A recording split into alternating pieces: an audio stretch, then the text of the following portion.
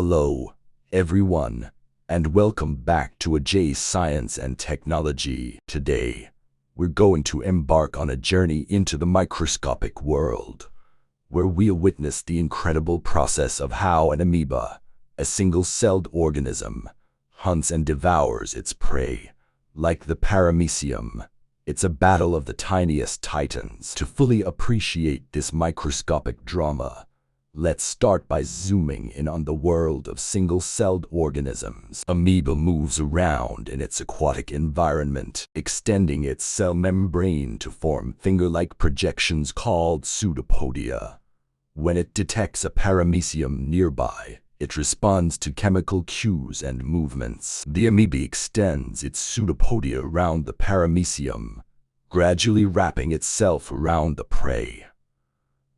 This creates a temporary, bubble-like structure known as a food vacuole, which encloses the paramecium. Once the paramecium is fully enclosed within the food vacuole, the amoeba secretes digestive enzymes into the vacuole.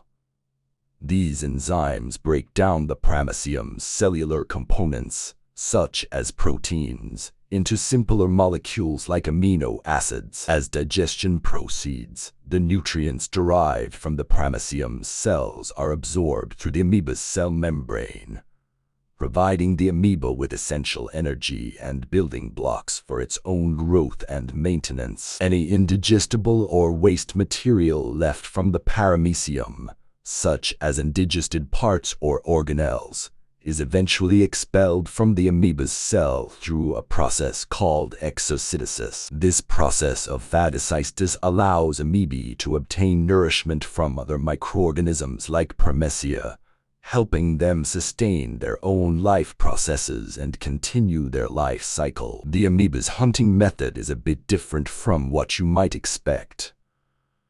It doesn't have jaws or teeth, but it's incredibly resourceful. It all starts with the amoeba extending these finger-like projections called pseudopodia. These pseudopodia are incredibly versatile and help the amoeba in both movement and hunting. When the amoeba senses a paramecium nearby, it responds to chemical cues and movements. It's like a microscopic game of hide and seek. The amoeba gradually wraps its pseudopodia around the paramecium. It's like an amoebic hog, but not a friendly one. Of course, every feast has its leftovers. Any indigestible or waste material left from the paramecium is eventually expelled from the amoeba's cell through a process called exocytosis. And there you have it, the awe-inspiring spectacle of how an amoeba hunts and devours Paramecia. It's a remarkable example of nature's intricacies, even at the microscopic level. Thank you for joining us on this journey into the microscopic world.